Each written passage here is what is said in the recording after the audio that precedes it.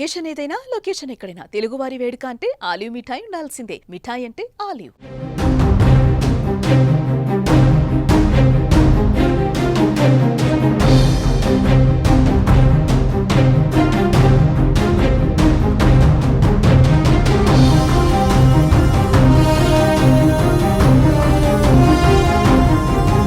భారత్ పాకిస్తాన్ సరిహద్దులో ఉగ్ర కుట్ర భగ్నమైంది. అమృత్సర్లోని ఉగ్రవాదుల కుట్రను భగ్నం చేశాయి బీఎస్ఎఫ్ దళాలు.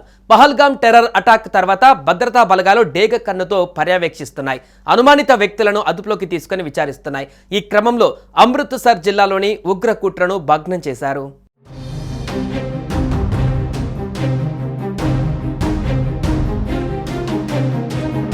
అమృత్సర్ జిల్లాలోని భరోపాల్ గ్రామం సమీపంలో పంజాబ్ పోలీసులతో కలిసి బీఎస్ఎఫ్ దళాలు భారీ ఆయుధాలు, మందుగుండు సామాగ్రి, గ్రెనేడ్లను స్వాధీనం చేసుకున్నాయి.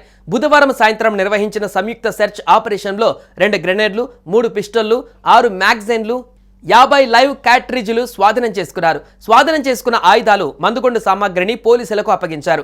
పహల్గామ్ ఉగ్రదాడి తర్వాత భారత్ పాక్ల మధ్య ఉద్రిక్తతలు కొనసాగుతున్న సంగతి తెలిసిందే. ఈ నేపథ్యంలో సరిహద్దులో ఇలా ఆయుధాలు పట్టుబడడం కలకలం రేపుతోంది.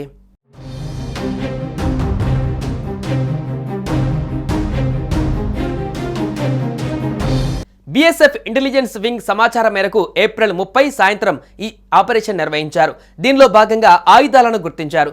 వాటిని స్వాధీనం చేసుకుని పోలీసులకు అప్పగించారు. దీనిపై తదుపరి దర్యాప్తు నిర్వహించనున్నారు. బీఎస్ఎఫ్, పంజాబ్ పోలీసులు అత్యంత వేగంగా సమన్వయంతో వ్యవహరించడంతో ఈ ఉగ్ర కుట్ర భగ్నమైంది.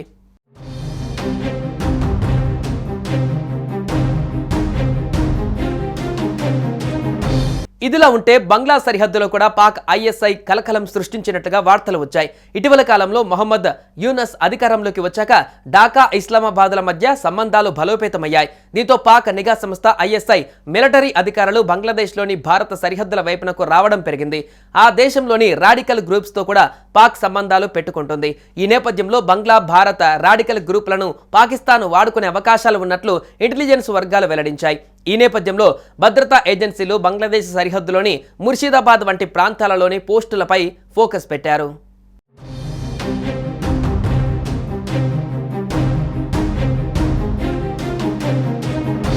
సుమన్ టీవీలో మీ పర్సనల్ అండ్ బిజినెస్ ప్రమోషన్స్ కోసం కింది నెంబర్కి కాంటాక్ట్ చేయండి.